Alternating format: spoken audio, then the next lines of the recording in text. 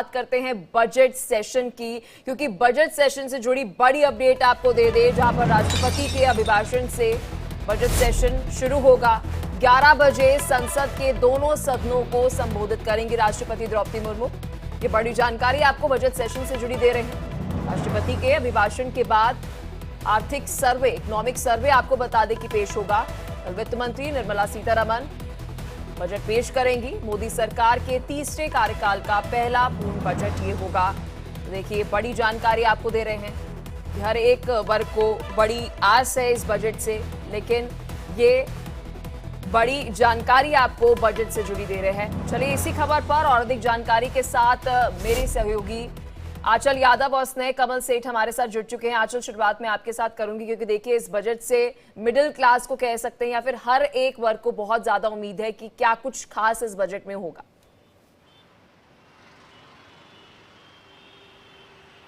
बिल्कुल, देखिए बजट सत्र की शुरुआत आज से होने जा रही है और आज से होकर बजट सत्र जो है वो 4 अप्रैल तक चलने वाला है। 2 भागों में देखिए बजट सत्र चलेगा और जिसकी शुरुआत जो है आज राष्ट्रपति के अभिभाषण से होने वाली है। और जैसे कि अगर आज के कार्यक्रमों की बात करें तो तकरीबन देखिए 10 से 10:15 बजे प्रधानमंत्री मोदी मीडिया बाइट देते हुए नजर आएंगे और उसके बाद 11 बजे जो है वो राष्ट्रपति का अभिभाषण होता हुआ दिखाई देने वाला है।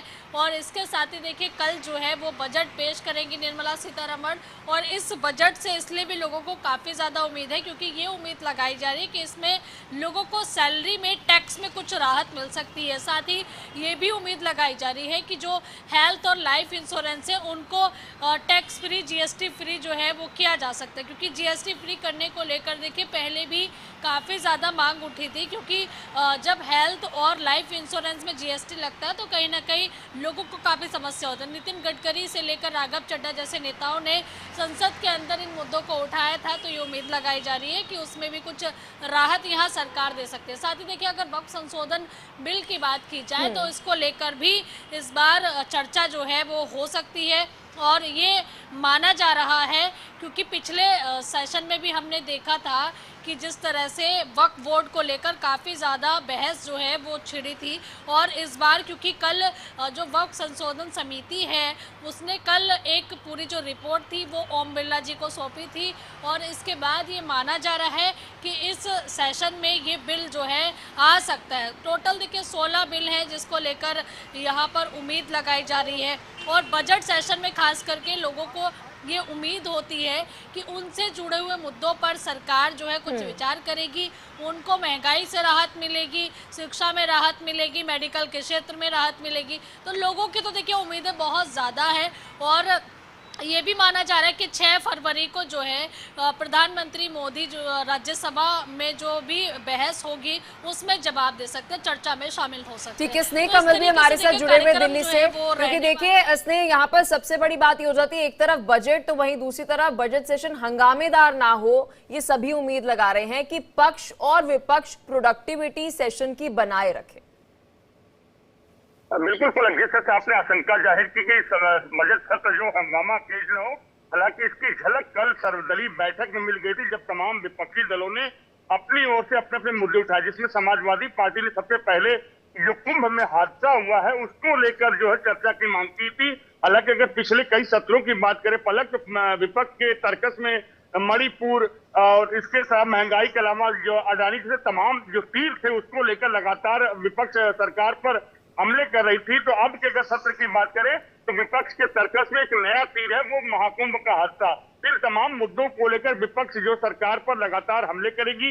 वही अगर सरकार के ही दल के अगर सहयोगी की बात करें, एलजेपी ने कल जो सर्वदलीय बैठक में बिहार के लिए एक आर्थिक पैकेज की मांग कर दी। जैसा कि हमारी साथी पलक ने बताया कि 16 क्षमा करें, आंचल ने जो बताया कि 16 विधेयक सरकार पेश करने वाली है, लेकिन कहीं न कहीं विपक्ष के साथ की उनको बहुत जरूरत पड़ेगी। और पिछले कई सत्रों के साथ जिस तरह से विपक्ष ने लगातार हंगामा किया था, सदन की कार्रवाई बाधित हुई थी, इस बार भी उम्मीद है कि कार्रवाई बाधित होगी। क्योंकि सबसे बड़ा मुद्दा इस समय पलक ये होगा कि जो प्रयागराज का महाकुंभ का मुद्दा था उसको लेकर लगातार विपक्ष सरकार पर हमलावर रहेगी। उसके साथ ही साथ जो बिहार के परीक्षा का मामला था, वो तमाम मुद्दे हैं जिसको लेकर विपक्ष सरकार को घेरने की प्रयास में रहेगी। आंचल, यहाँ पर अगर हम बजट की बात करें, क्योंकि देखिए बजट पेश होने से पहले जियोपॉलिटिकली अगर हम देखें तो बहुत सारे ट्रम्प के आने के बाद हम देख रहे हैं कि वैश्विक स्थिति बदलते हुए नजर आ रही है। कॉर्पोरेट टैक्स में क्या कुछ लगता है कि सरकार कुछ बदलाव करते हुए नजर आएगी? क्या कॉर्पोरेट टैक्स कम किया जाएगा?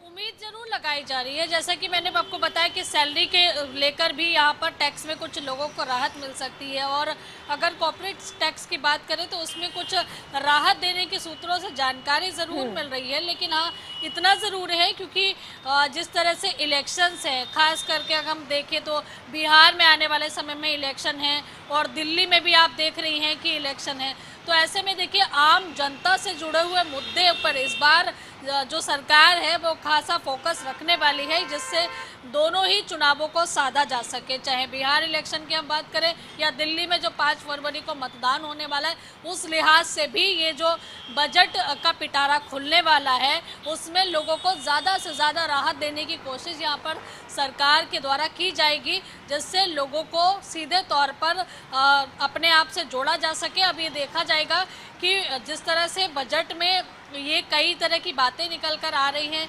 क्योंकि 16 विधेयक तो हैं ही, लेकिन सबकी नज़रें केवल जनता से जुड़े हुए मुद्दों पर है, क्योंकि जनता भी इसी बात का इंतज़ार कर रही है। और सबसे जो मूलभूत आवश्यकताएं लोगों की रहती हैं वो देखिए महंगाई है, उसके अलावा देखिए क्योंकि महिलाएं ये चाहती हैं, जो किचन चलाती हैं, कि रोज़मर्रा में यूज़ होने वाली सब्जियां हैं, दालें हैं, उन पर कम हो जाए, गैस सिलेंडर थोड़ा सस्ते हो जाए, जो महिलाओं ने मांग उठाई है। इसके साथ ही देखिए वो चाहते कि शिक्षा में थोड़ी सी राहत मिल जाए, जो पढ़ाई महंगी हो गई है उसमें कुछ राहत मिल जाए बच्चों को।